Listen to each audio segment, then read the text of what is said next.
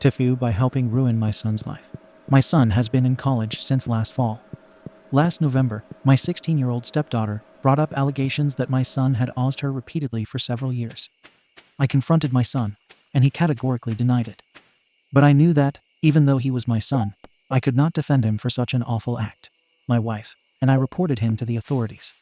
My son was arrested in December and held in prison for several weeks because I refused to provide him bail money. He was eventually expelled from his Ivy League college. In the middle of January, my stepdaughter broke down and admitted she lied about everything. She had actually been having sex with her boyfriend and was scared the news would reach us. The charges were dismissed, and my son was released immediately, but the damage was done. His first girlfriend from college ended things with him. The news spread about the allegations, and all his childhood friends have decided to just stay away from him, even though I called each and every one of them personally. I have called the school and explained the situation, and even though they sympathized, they said he needed to reapply for the next school year and go through the admissions process again. My son is understandably furious at us. He has moved back home and refuses to talk to me at all. Both my wife and I have apologized to him repeatedly. We have banned my stepdaughter from our home permanently, and she has been sent to live with her father in another state. My wife and I also agreed to completely disinherit her from our wills. It has been a very painful situation. All of us started therapy. The realization of how badly I ruined my son's life hit me when I picked up his first prescription of antidepressants today. I bawled my eyes out in my car. He is the pride and joy of my life. He is outgoing, funny, intelligent, and the kindest person I know. But when I handed him his medication, I could not even recognize him. He locks himself in his room, does not eat properly, and has lost several pounds so far. Whenever I try talking to him, I just see the hate he has for me in his eyes. I don't know if I can ever get him to love me again. I know he is on Reddit very often. If you are reading, I want to tell you again how sorry your stepmom and I are. I promise I will get you into college again. I know I can't get you back the year you lost, but I will do everything in my power to make this right. Everything I have has always been for you. I hope you will give me a chance to fix this. I love you so much that it hurts. I failed as a father, and I hope one day you will forgive me. TLDR. I played a part in getting my own son falsely arrested and expelled. Son's response post. Response to TIFU by helping ruin my son's life.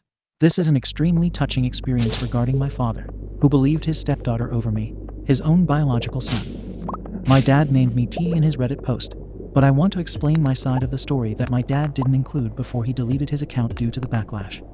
I didn't want to talk about this with anyone after being extremely depressed over losing my first girlfriend, friends, and my spot in the Ivy League college because of my stepsister's false essay allegations. I lost everything because of her. My dad and stepmom didn't even give me the benefit of the doubt. I expected my dad to back me up because I was telling the truth and looked at him directly to prove my innocence. But he didn't believe me and got me arrested, and I couldn't make bail. I was so angry at my father for not believing. I don't care about the apologies he and my stepmother said to me because they won't undo all the damage they have done to me. I couldn't move forward with this. I had to get antidepressants because I couldn't take them anymore. The only one who was there for me was my childhood friend Ruka, not her real name, who, unlike all the others, decided to give me another chance. She has been there for me throughout all these years, after no one believed me. Ruka is from a Japanese family. Me and her got married 5 years ago, and her family is very sweet. Ruka and I hung out a lot after she supported me throughout all this mess my stepsister caused. I know my stepsister got slapped in the face after she told the truth about what happened. She was sent to another state to be with her father, and I don't care what happens to her after. I know my dad threatened her boyfriend to the point that he broke up with my stepsister afterwards. I'm glad he did. Who could be with someone who caused a lot of damage to her stepbrother, and who protected her throughout his life?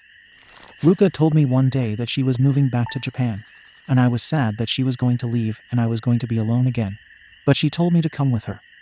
I had accepted her offer without any hesitation because I couldn't look at my father again after he didn't believe me. Every time my dad and stepmom apologized for not believing me, it just made me angrier. I had packed a suitcase and was heading out the door, but my dad told me where I was going, and I told him that it's none of his business, so I left. I stupidly forgot my phone back at home when Ruka texted me if I was ready. When I showed up at Ruka's home, she and her whole family were waiting for me, but before I could get in the vehicle with them, my dad showed up in his car. Ruka's family didn't want my dad anywhere near me, but I could see the tears in his eyes as he tried to stop me from leaving. I then saw that he had my phone, and I told him, "What the hell does he want?" My dad tried to speak, but couldn't. I took my phone back from him. He started apologizing profusely for how much of a failure of a father he was for not believing me when my stepsister accused me of when in reality, she was having sex with her boyfriend. I straight up told my dad he failed.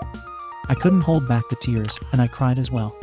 I told him what he did was unforgivable, and that I found his Reddit post and told him that the way he was trying to self-victimize himself for sympathy was a cowardly move.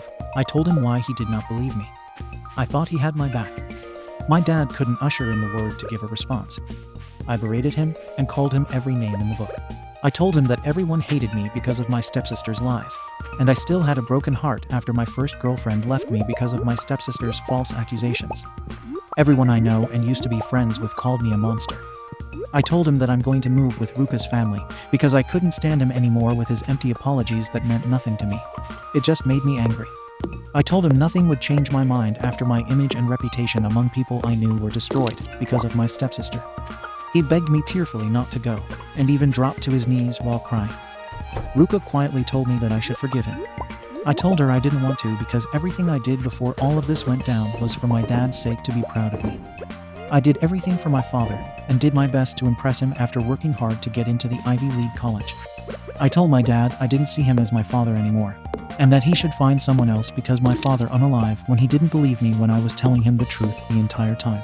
I got in the vehicle with Ruka's family and left as I turned around one last time to see my dad on the ground in a curled up position, crying his eyes out as some neighbors checked up on him. I was scared when I arrived in Japan. I didn't know any of Japan's culture, but I'm slowly learning. Ruka and I started dating after 2 months of moving to Japan, and I've met some friendly people while I'm here. It's been several years since what happened, and Ruka and I have been happily married, but we agreed to not have any children. All I can say is that applying for citizenship is more difficult than I thought. The last thing I heard from my dad was that he ended it several weeks after the last time I saw it. I don't know why he called me T in his original post, but now I know why, but I still have never forgiven him. I had no one when the false ESA happened, and I thought my dad at least had my back. Before I most likely decide to leave this account, I want to say that Ruka's family has always seen me as a son because Ruka was an only child. But another fact is that one of Ruka's family members was falsely accused of that cost him his house, job, image, reputation, and friends. He was later proven innocent, but the damage was done. Ruka's family wasn't aware of the false essay until I told them. Ruka didn't tell them because she still hoped that the essay were not true. So yeah, that's pretty much what happened after Dad deleted his Reddit account after posting his story. But I will say now that I'm living a happy life in Japan with Ruka. Thanks for listening to my side of the story. Edit. First, I wanted to clarify a few things. Those people who think this is fake, well, it's not. Secondly, I am going to make another post regarding details that happened from my perspective that I forgot to include in this post. I didn't include everything that happened to me when I was still living with my father because it hurts to relive the moment when your parents, who are supposed to love you unconditionally, didn't give you the benefit of the doubt on a life-changing accusation. Thirdly, I don't know where the hell people got the idea that I ended myself. But I can't blame you all because you weren't given a proper update about what happened afterwards. Thank you for most of the kind words you guys have given me, and I wish I could have made my post sooner, rather than now to stop the spread of misinformation regarding the people who thought I was alive. Thank you for watching the video. If you are interested in listening to these kinds of stories, we've got more in store for you. Simply subscribe to our channel, hit the like button, and share it with your friends.